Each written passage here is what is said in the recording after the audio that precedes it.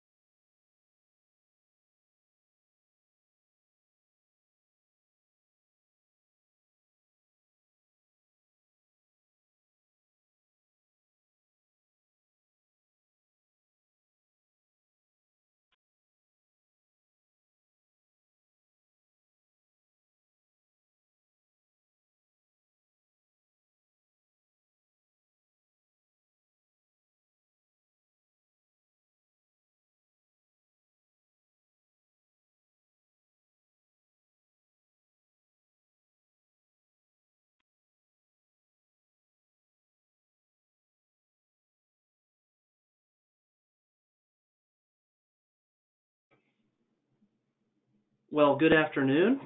My name is David Hall. I'm the firm manager at Hall Benefits Law, and I am honored to introduce our presenters today, Bonnie Treichel and Ann Tyler Hall. Before we get started, just a couple of housekeeping items. We've had tremendous interest in this webinar from people on both the East and the West Coast, a testament to these two ladies' level of professional expertise, and the information that you'll be receiving in the webinar today is more than likely going to lead to lots of follow-up questions.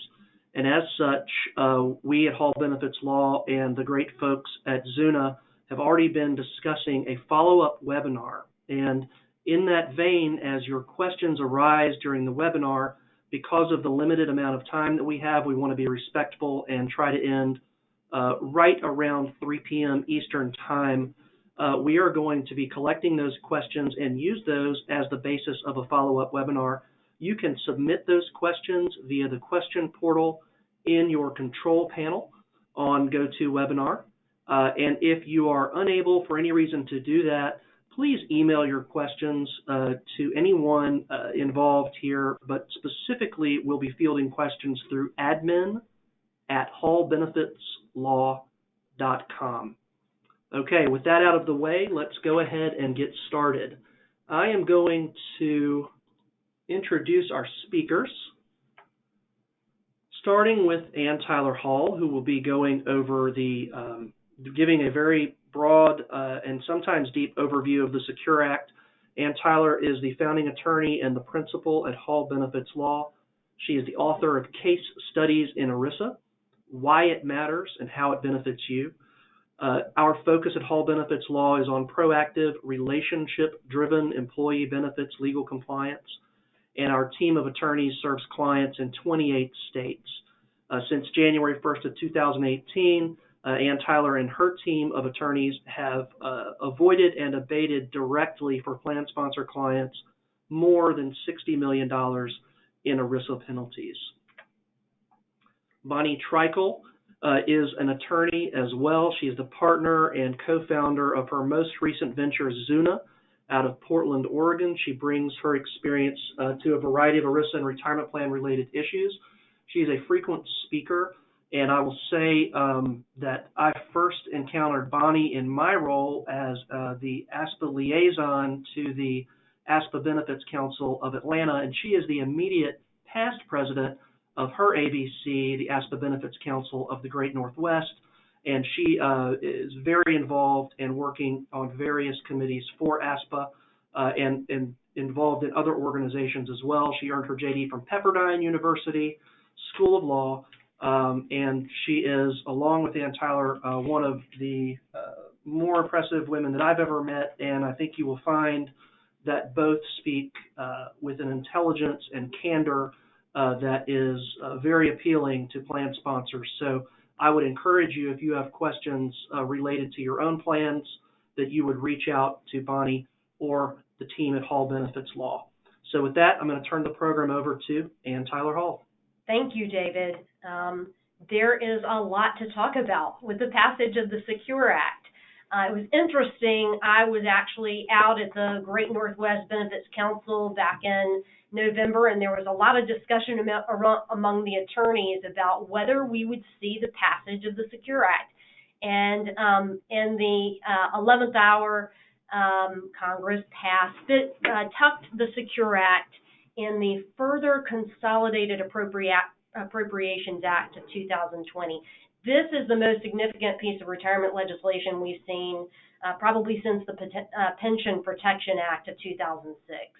And so there are nearly 30 provisions tucked in the Secure Act.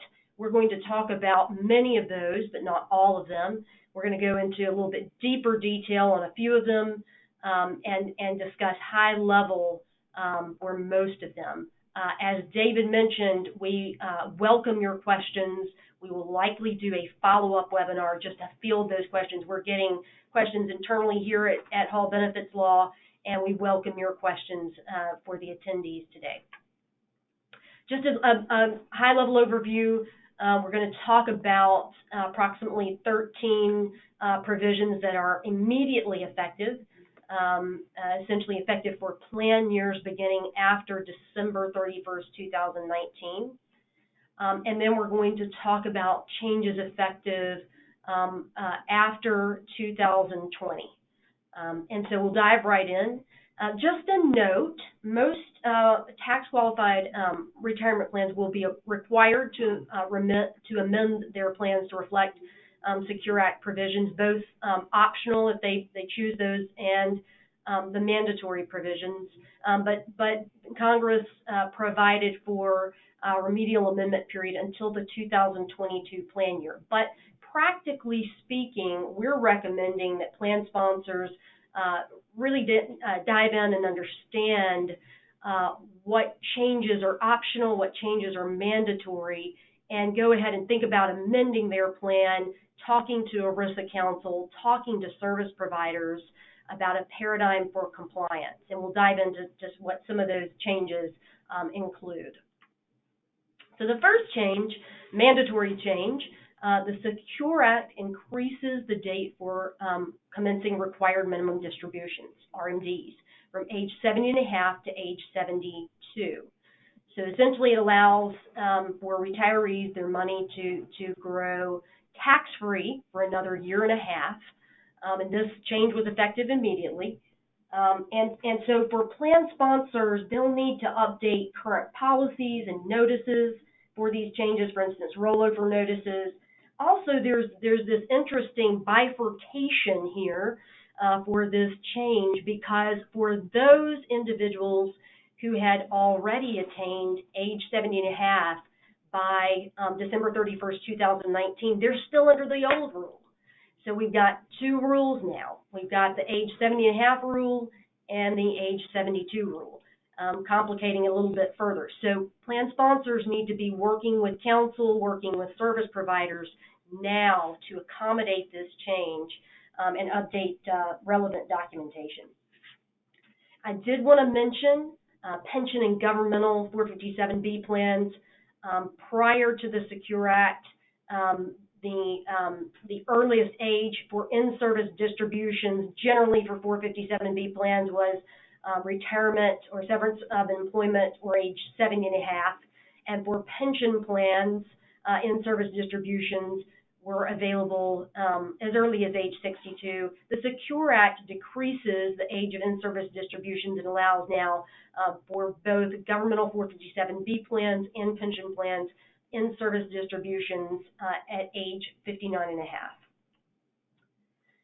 So Congress, through the Secure Act, gave this to taxpayers, and they also took it away. That's the easiest way to say this. This is what is also known as an offset to pay for all the benefits in the Secure Act to taxpayers. So we saw an increase through the Secure Act of the failure to file a Form 5500, a tenfold penalty increase. And so we went from $25 a day not to exceed $15,000 to $250 a day, not to exceed $150,000 just for the Form 5500 failure to file Form 5500 return penalty. Note that also, so you could have, if you fail to file your Form 5500, you could have a penalty from the IRS, this $250 a day, not to exceed $150,000 penalty. Also, the Department of Labor imposes a penalty, and we have actually a couple of clients right now with Department of Labor love letters for failure to file a Form 5500 return timely. So these are steep penalties. The failure to file your Form 8955 SSA, again, a tenfold increase, and additionally, failure to file your Form 5310A timely. We've also had some clients caught in this. Failure to provide the required withholding notice, the IRS Form W-4P, again, a tenfold increase.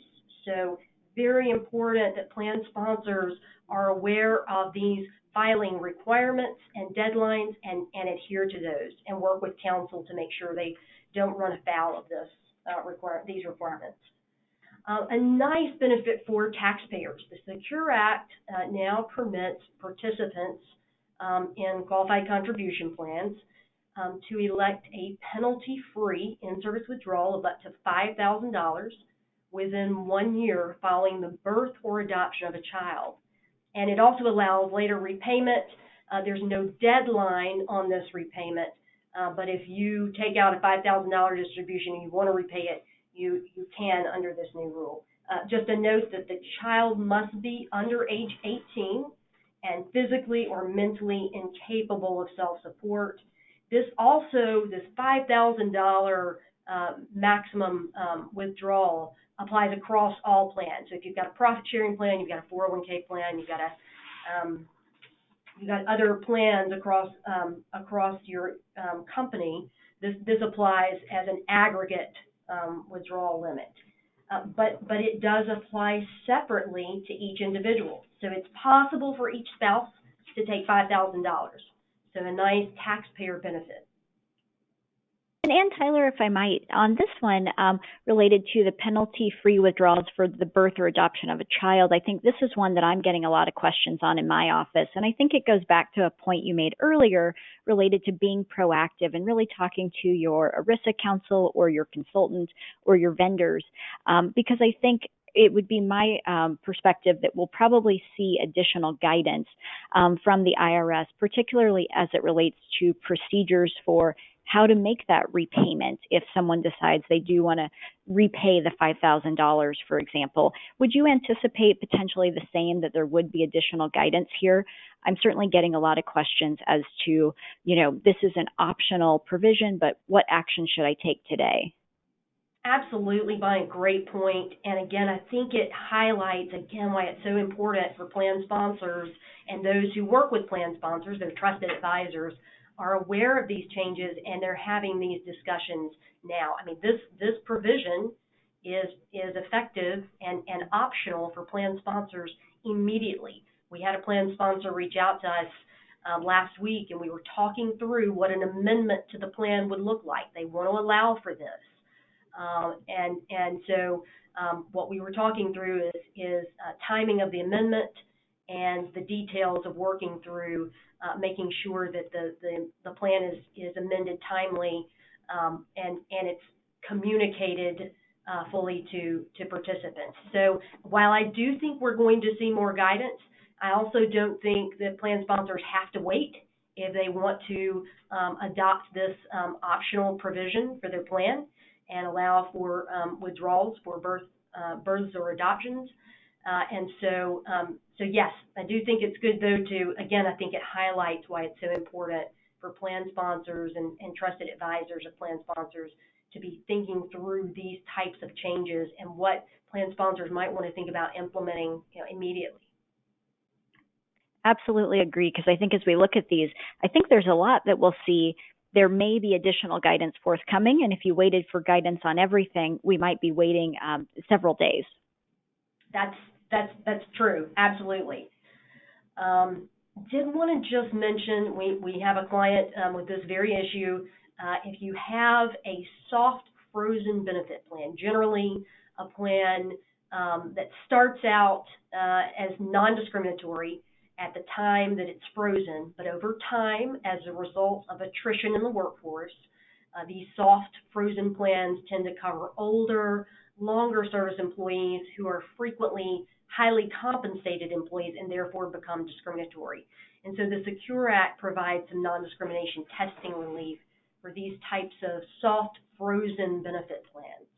Again, if you have this issue, good idea to be working with counsel and your trusted advisors to dig into what this relief means for your frozen pension plan. So another significant change, an update via the Secure Act, is the elimination of the annual notice requirement for non-elective and specifically non-elective employer contributions of at least 3% of each eligible employee's compensation 401k safe harbor plan. So if you have a 3% non-elective safe harbor plan effective immediately, you are no longer required to provide the safe harbor notice. This provision also permits plans to be amended to become non-elective safe harbor plans at any time before the 30th day of the close of the plan year. There's been a lot of back and forth about mid-year changes to safe harbor plans, and so explicitly via the Secure Act, now a plan sponsor, if they decide at any time before the 30th day of the close of the plan year that they want to adopt the non-elective safe harbor plan design with a 3% non-elective contribution, they may do so. Additionally, a plan may be amended to become non-elective 401k safe harbor plan even after this essentially December 1st or November 30th, if the design includes a non-elective employer contribution of at least 4%. And you as a plan sponsor and employer can amend the plan for this design up to the last day for distributing excess contributions for the plan year, generally the last day of the next plan year. So some real expansion flexibility in the safe harbor notice requirements and safe harbor non-elective plan design election. I would just note that safe harbor plans that satisfy the safe harbor through a matching contribution are still subject to the annual notice requirements. And this gives another tool for plans. This allowance of the adoption of the non-elective safe harbor plan design gives plans another tool for correcting an ADP testing failure after the end of the year. So some nice relief for safe harbor plans. And Tyler, I'm sorry?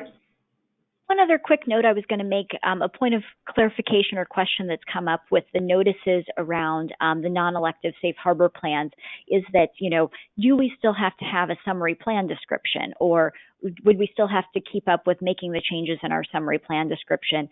And we wanted to point out that absolutely that requirement still remains. So just because you don't have to do that initial notice, the summary plan description requirements are still intact with respect to the non-elective safe harbor plans. Great point. This is what we affectionately refer to in the benefits community as the QACA safe harbor plan. And so prior to the passage of the Secure Act, the QACA default started at 3%. You could escalate up to 6% as the default, but you could not exceed 10% as an automatic escalation through the QACA safe harbor plan design.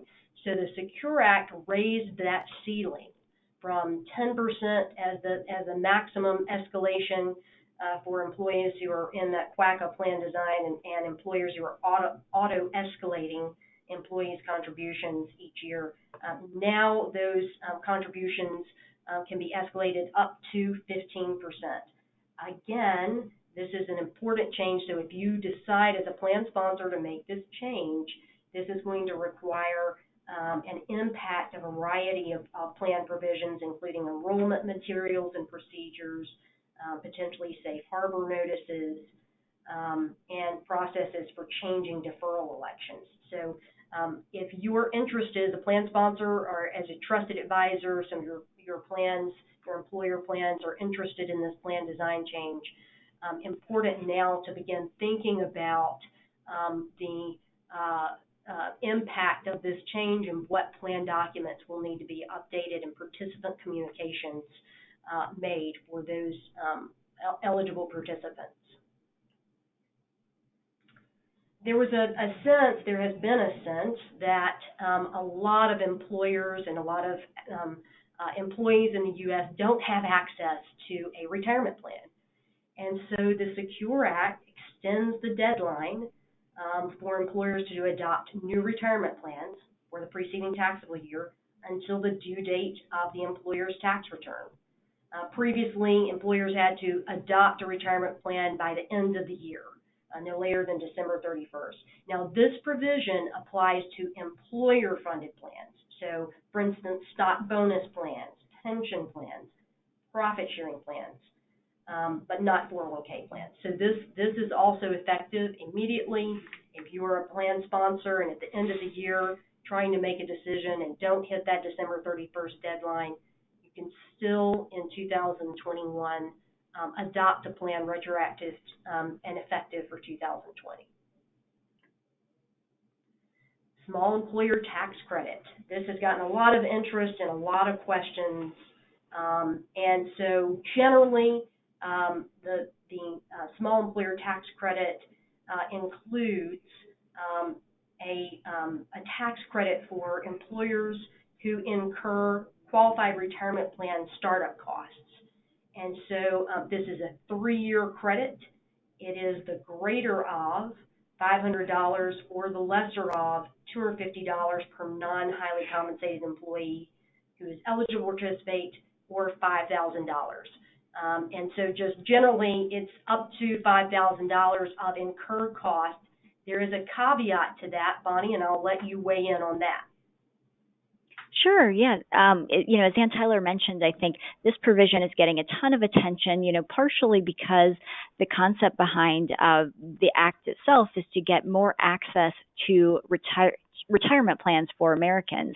And so at the outset, it makes it seem like this tax credit for small employers is so widely available. But when you start to look at the fine print of all the components, it might not have so many aspects that are available as it seems. So for example, when you look at the $500 up to $5,000, there's 2 components that you really have to keep in mind. One, as Ann Tyler mentioned, it's a tax credit, so you have to actually spend money on the plan to get that credit. And there's specified plan costs or startup costs that actually count. So it's not just on anything related to the plan. The other component of that is that this is an amendment to Section 45EB. So what does that actually mean to you? Well, it means that there's really a provision that says it's only 50% of startup costs. And so then the section that we're referring to or replacing is the 500 up to 5,000. So in other words, to actually get the full $5,000 tax credit, you would have to spend at least $10,000 because you're only going to get 50% of that qualified startup cost paid or incurred by the taxpayer during that taxable year. So there's some fine print that doesn't make it as beautiful as it seems in the actual language of the Secure Act. Great point. And just to reiterate, it is clear that if you have qualified plan startup costs and you pay for some of those startup costs out of plan assets, that is not considered a company startup cost. That would not count towards this tax credit calculation. So only company expenses, employer expenses related to a qualified retirement plan startup. The Secure Act also provides this is stacked on top of this qualified retirement plan startup cost tax credit, There's also a credit of $500 per year for 3 years in which a small employer's existing 401k plan adds an automatic enrollment design. So these are stacked tax credits. The other small point that we might want to make is who is a small employer, and I think that's somewhat confused as well when we're talking about who can avail themselves to that tax credit. And so it must be a small employer as defined by the code, which is less than 100 employees who made greater than $5,000 in compensation in the prior tax year. So again, it might not be as widely available as some might have thought at first blush. Great point. Just want to mention, we haven't had a lot of employers or plans take advantage of this prior to the Secure Act, but the Secure Act does prohibit the distribution of qualified plan loans through credit cards or similar arrangements. And that change was effective for loans made after December 20th, 2019. So truly an immediate change. The Secure Act also provides temporary tax relief for certain qualified disaster distributions from retirement plans. So this includes relief from the 10% early withdrawal penalty for qualified disaster distributions up to $100,000. The distribution may be recontributed. So if you are in a qualified disaster area, you take a distribution to cover home damage or any other related expenses. You can take up to $100,000, and it is exempt from the 10% early withdrawal penalty. The distribution may be included in income ratably over 3 years. We're still waiting for guidance. Not completely clear how that would play out.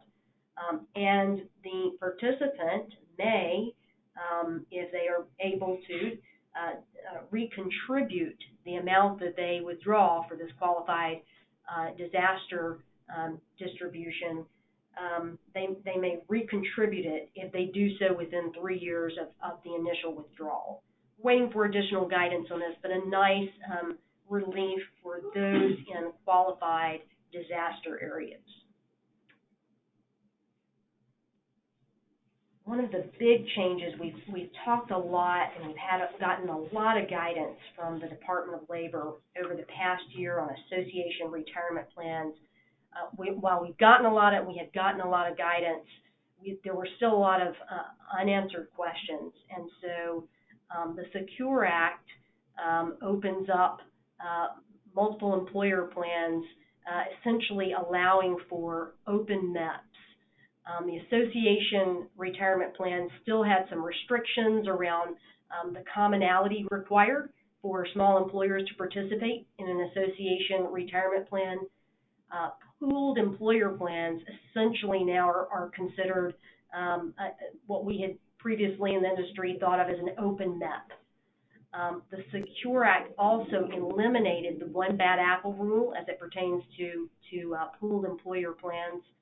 These pooled employer plans are eligible for adoption beginning in 2021. I do anticipate that we're going to get a lot of guidance because there are still some unanswered questions. I will just note that if you are interested in a pooled employer plan or a smaller employer and want to realize an economy of scale by participating in a pooled employer plan, there must be a designated pooled plan provider who is the named fiduciary and plan administrator. The pooled plan provider must register with the DOL or IRS and is subject to an increased ERISA bond of $1 million. And so this was welcome relief. Participating employers, because there's now this carve out for this designated pooled plan provider, participating employers under this PEP concept will have limited fiduciary responsibilities. However, they will still be fiduciarily responsible for the selection and monitoring of the pooled plan provider or any other named fiduciary. So some opportunities for smaller employers who prior to the Secure Act didn't have the commonality, the nexus with other employers to participate in a MEP, multiple employer plan, a closed MEP, or an association retirement plan. So an expansion now of this concept and inclusion of now these open MEPs. I did just want to note, because it was a big change, there were 3 health care provisions in the Secure Act, and I just did want to note that there's been a lot of back and forth since the passage of the Patient Protection and Affordable Care Act about the Cadillac tax. It had been extended a couple of times, and so the Secure Act finally repealed the Cadillac tax. This was an excise tax of 3% on high-cost health insurance plans. It also, the Secure Act also, this was another offset and a taketh away from Congress to pay for the benefits in the Secure Act, eliminated stretch IRAs. So we're seeing a lot of guidance now on what this means for estate planning. But previously, if you inherited an IRA, under certain circumstances, you could draw those distributions out for a longer period of time. Now, under the Secure Act, these stretch IRAs are restricted to applying only if the beneficiary is a surviving spouse, disabled, chronically ill, a minor child, or not more than 10 years younger than the IRA owner. Otherwise, generally, if you inherit an IRA, you're beneficiary of an IRA, distributions to you as the designated beneficiary must be made by the end of the 10th calendar year in which the IRA owner dies. There were several provisions in the Secure Act expanding and allowing for more flexibility as it relates to lifetime income options, aka annuities. The first change includes permitting participants to essentially making these lifetime income options or annuities portable. So if you leave your job, you can roll the annuity over to another qualified IRA or 401k plan to avoid surrender charges. Additionally, the Secure Act provides a fiduciary safe harbor with respect to the selection of an insurer to provide a guaranteed retirement income contract. So previously, plan fiduciaries, only about 10% at this point, about 10% of plans offer annuity. And so the idea was this was an expansion of the allowance and fiduciary protection for those plan sponsors who elect to allow annuities in their plans. So the safe harbor includes a review of the financial capability of the carrier of the annuity and a review of the contract cost to make sure that it's reasonable. But as long as the fiduciary satisfies these safe harbor requirements, looks at the financial capability of the carrier, assesses that, assesses the reasonableness of the contract cost, then there is a fiduciary safe harbor when selecting these guaranteed retirement income contracts and insurers. And so, again, previously, fiduciaries have been reticent to offer these annuities for fear of increased exposure, and this gives them a little bit of assurance around having a safe harbor and have some guidance around selecting annuity providers. This provision does not have an effective date. I do anticipate that we will get much additional guidance on this particular provision, fiduciary safe harbor for lifetime income options. This is another big change, the prohibition of part-time employees exclusion. So prior to the Secure Act, employers could exclude part-time employees or employees with less than 1,000 hours a year of service. And now under the Secure Act and beginning in 2021, employers must now track any employees who complete at least 500 hours of service per year in 3 consecutive years, they must now allow them, beginning in 2021, employers must track these part-time employees who only achieve 500 hours of service in the year.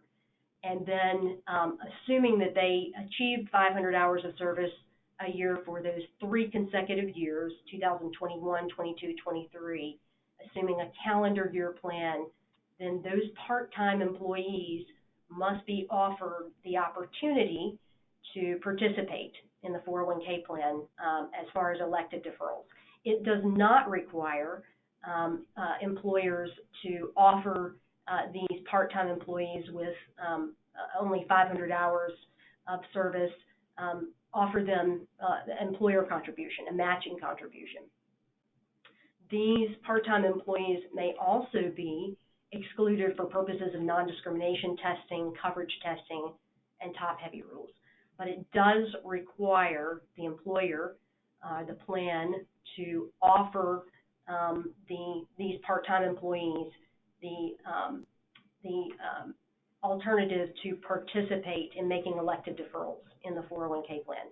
Want to make a specific note about this. So this does not, the tracking of hours for these part-time employees does not begin until 2021. So it begins for the 12-month periods beginning January 1, 2021. And essentially then, if you're an employer, you have these part-time employees, you start tracking them in 2021, and then they have to achieve 500 hours of service per year at least for 3 consecutive years. So the earliest that you as an employer are going to have to add these or include these employees to your 401k plan is 2024, your 2024 plan year. But it is very important for plan sponsors to begin putting in place a paradigm, working with counsel and service providers to make sure that they're ready to begin tracking these employees in 2021. We've had a question from 403B plans. Does this provision apply to us? No, it does not. The Secure Act amended the 401k rules and regulations only. And I did just want to note, I had a conversation with an auditor a few days ago, and they said, you know, this is going to really bump up the number of employers, the number of plans now that will require an audit. Generally, if you hit the 100 eligible employee threshold, you're required to then file and engage an audit, have an audit with your Form 5500 filing. So something to think about, one of the more significant changes in the Secure Act. And Ann Tyler, I would just continue to emphasize that even though, for example, January 1st, 2021 seems far away, or January 1st, 2024 seems like it's far away, we're definitely having the conversation that of all of the provisions of the Secure Act, this one for many of our clients is really the most impactful in terms of having to change internal procedures, having to review service provider contracts to ensure an understanding of who has the responsibility for tracking eligibility and how hours will be tracked, because that's such a tough component for some of our clients. And so we really want to start having those proactive conversations really right now so that in the next 10 months, we can get everyone ready to be prepared for January 1st, 2021. Absolutely. Great point. One more provision that relates to the expansion of annuities, essentially now pursuant to the Secure Act. And this provision will be effective following issuance of guidance by the Department of Labor, but plans will be required to provide participants essentially annual estimates, essentially how much money the participant could receive each month if their total 401k balance is used to purchase an annuity.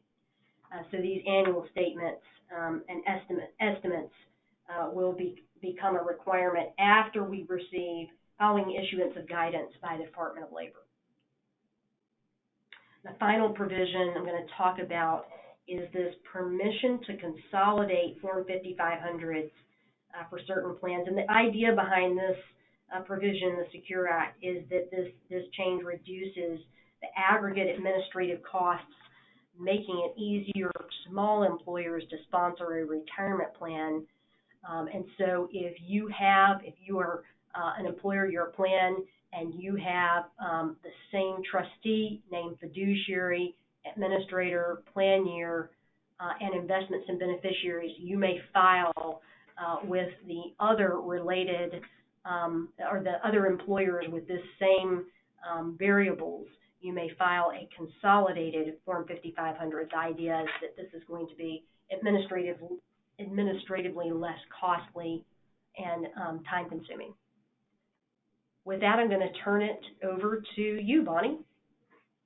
That sounds great. Well, thanks, Ann Tyler, for doing such a wonderful job explaining the Secure Act, as I think that's really just been top of mind for service providers in our industry as well as for employers. As we talked about at the beginning, that was something that we didn't really anticipate to happen at the end of last year, and it really snuck up on a lot of folks. So we do want to keep in mind that the Secure Act isn't everything, and there's other things that are still happening both through litigation and the Department of Labor's focus that we want to be mindful of and bring to your attention. While there's a lot of different topics we could cover today, Ann Tyler and I really discussed two other areas that we thought would be important to raise as you go throughout 2020 and work in your plans and work with your clients that you should be mindful of. The first one that we want to cover here briefly and give you some thoughts on is related to plan expenses. And I think Ann Tyler has some really good examples of some of her work with clients, but it's this notion of what can be paid from plan assets and what still has to be a corporate expense, or we'll use the term settler expense. So I think we're all pretty familiar with this concept of the exclusive benefit rule, and we know that the plan has to be run solely and exclusively for the benefit of the plan participants.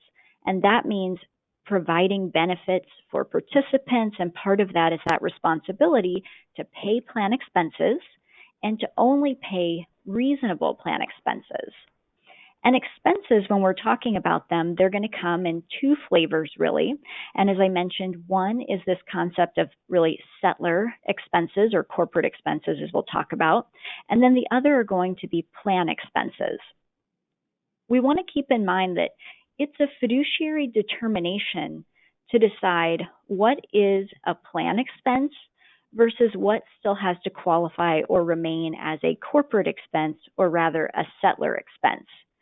And I'm going to be pretty broad or general here initially when I say that when we think of settler, we're talking about for the benefit of the business. But when we talk about fiduciary, we're talking about for the benefit of beneficiaries and participants. So we included just a really high-level chart that's going to give you a high-level snapshot of settler versus fiduciary, and then we'll get to when it's not so easy or not so cut and dry. So when we put our settler hat on, we're thinking about for the business. And so these are things like deciding to have a plan. So for example, you hire a third-party administrator, and they're going to do the plan design work to decide, is it going to be plan design A, B, or C? And that plan design work is going to be a settler expense, so it has to be paid out of corporate assets. Likewise, when you go to make the determination to terminate a plan, so for example, I'm working with a group right now, and they're trying to decide, should they terminate this plan and start a new one? Should they freeze the plan? A lot of various options. That's going to have to be paid for out of their corporate assets. That's going to be a settler expense. One of the things the Department of Labor has qualified, though, or clarified, is that you can have a settler expense, which is the decision just to have a plan or how to design the plan. But then when we get to the actual function of carrying out what decisions were made, that's when it crosses over to the other side of the page and becomes a fiduciary expense. So when you're actually carrying it out and it's becoming things like picking the investments to go in that plan you decided to create, then you have a fiduciary activity or a fiduciary expense, which can be paid from plan assets. The same goes with the administrative aspects of the plan, including vesting calculations, eligibility determinations, and similar functions. So once you've decided on the design, then the actual function of carrying it out, those can all be paid from plan assets as fiduciary expenses, so long as they're actually necessary and reasonable. So we have to just keep track of clarification of what's actually settler, what's fiduciary, and keep in mind that making that decision is actually a fiduciary expense. One of them that I want to just touch on at the bottom of that last page was related to things like the costs related to plan design, for example, loans. I think that's one that I see, and Tyler, you might have some other great examples that trips people up. So for example, if the plan currently has 3 loans and you're going to take that down to 1 loan, the decision to do that and any costs related to making that change, that's actually going to stay in the settler side and be an expense that needs to be paid from corporate assets should you actually incur an expense for that, which it may be no cost at all, and then this would be a non-issue. Yeah, that's a great point. Yeah, because it's discretion.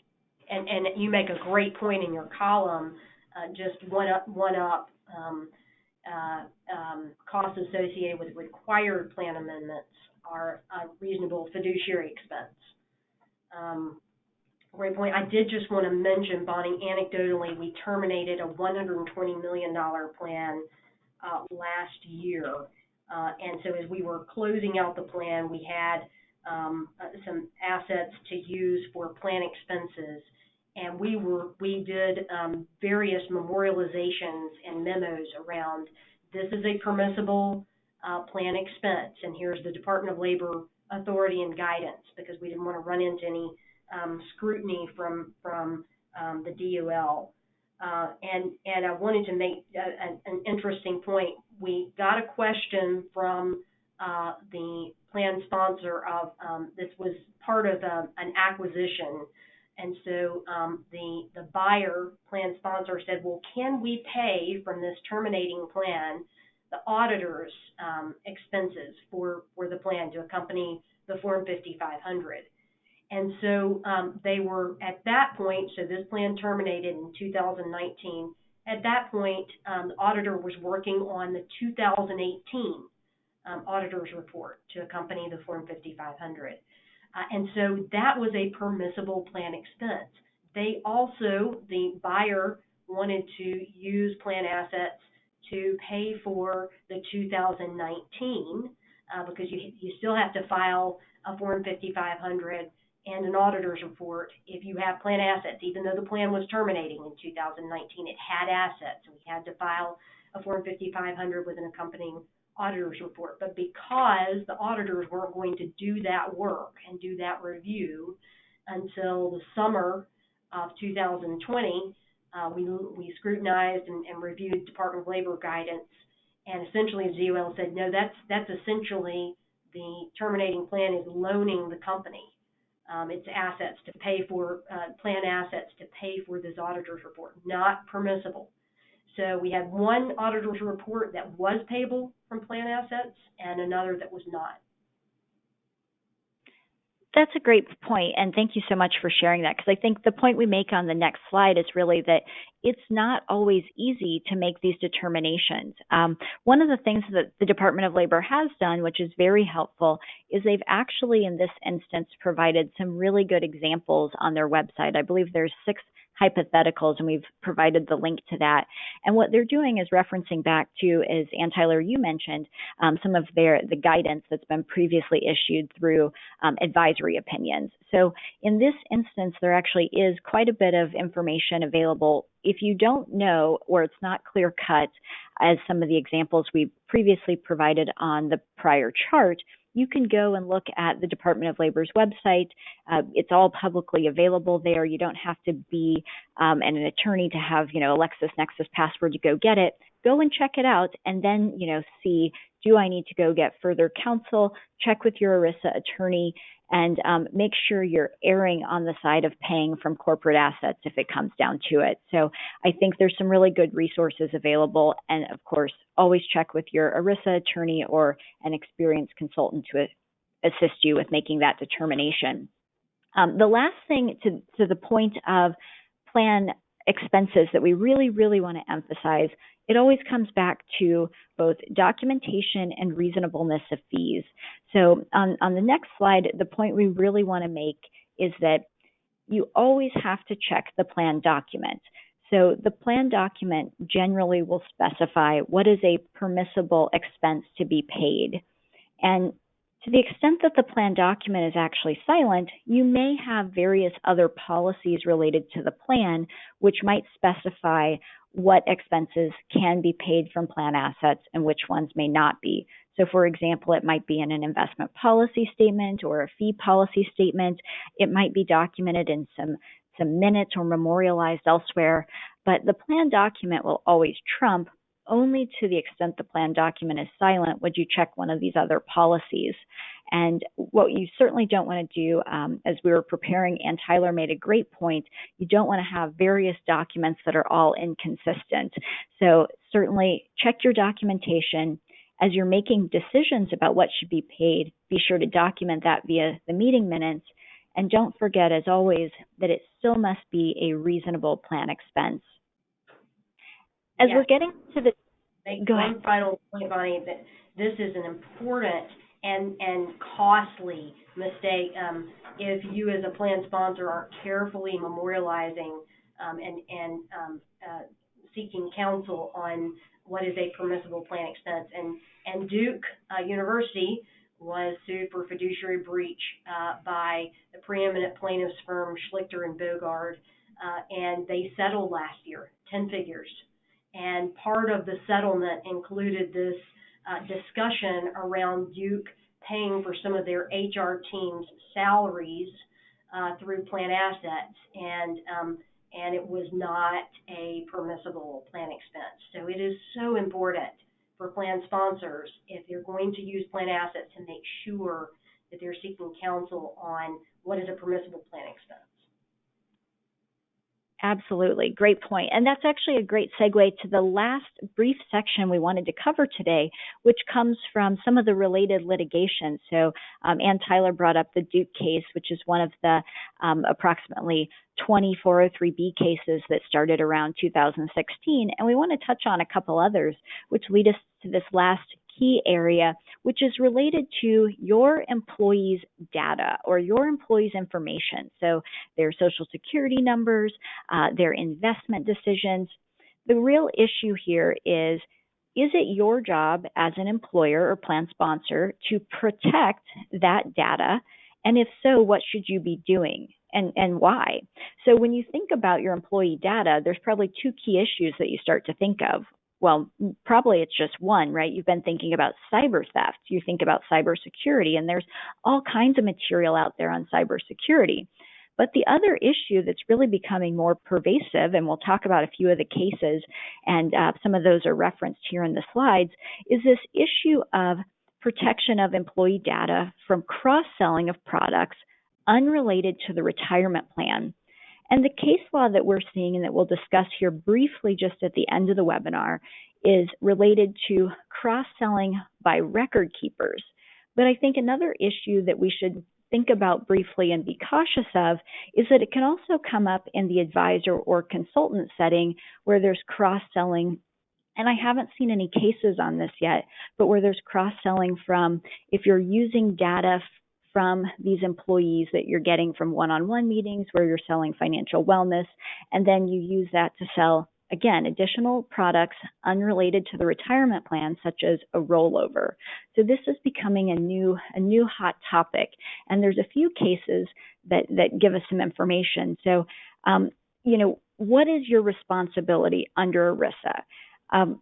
What we know is that ERISA, when it was drafted back in 1974, it didn't anticipate today's technology. So we're really just left with a framework around the standard of prudence, and we know that you have to have a prudent process and you have to be a fiduciary under ERISA, and we have this framework. You gather relevant information, you analyze that, you make an objective decision, and then you document your process.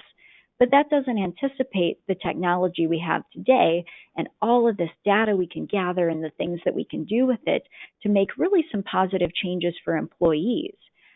If we look, though, at cases such as the Vanderbilt case, as well as the Johns Hopkins case, there's some pretty big number settlements that would suggest that, at least from a plaintiff's attorney standpoint, there's thought that you should be doing more to protect this participant data.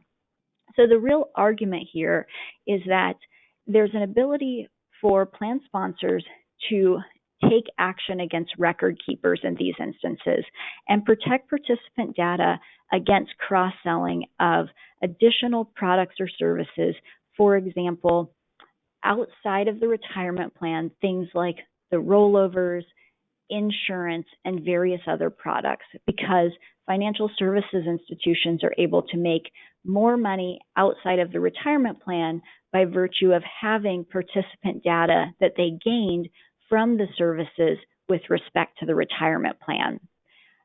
One thing that I will note is that at this point, to my knowledge, and Ann Tyler, let me know if you disagree, these are only settlements that we're referencing. So there is not established case law in the Vanderbilt case that I'm citing here, or the Shell Oil case, which is a 401k case that was just recently filed and that's referenced here on slide 34.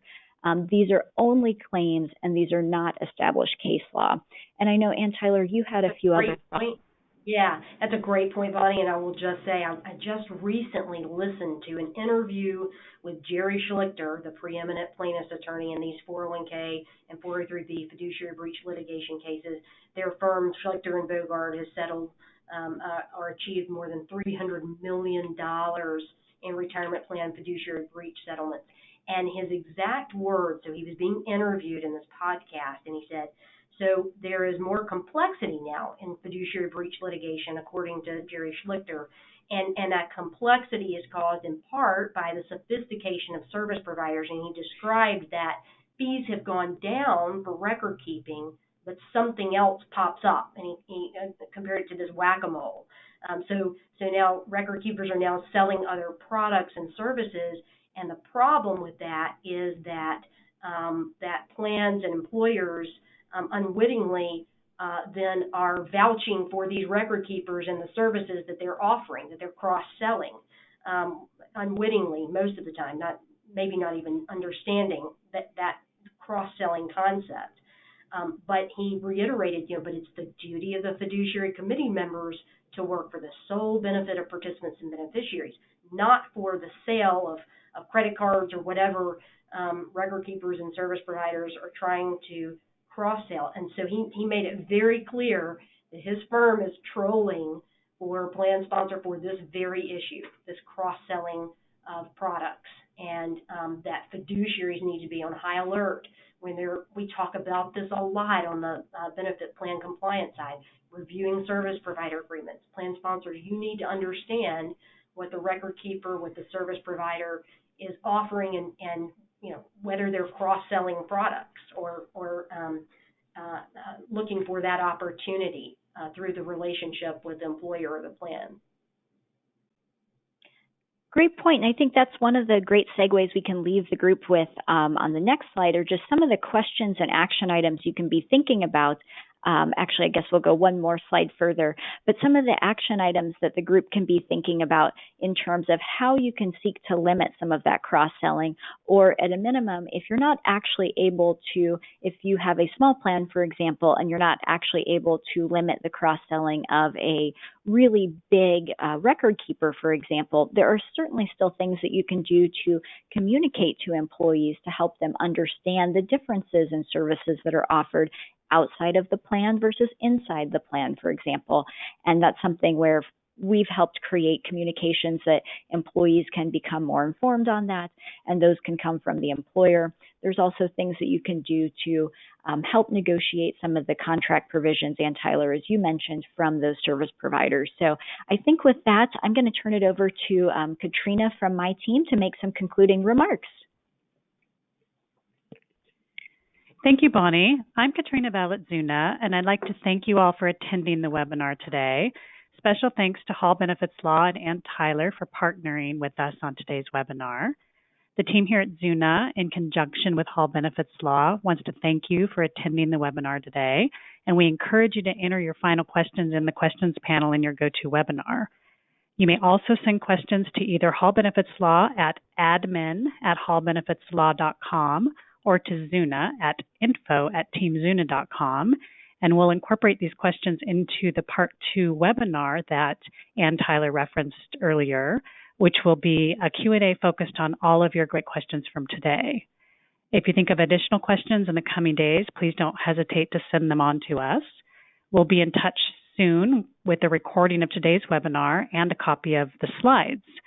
We look very much forward to seeing you on the next webinar and engaging with you through other opportunities, including the monthly HR alerts from Hall Benefits Law and the Zuna Collaboration Labs that will be starting soon.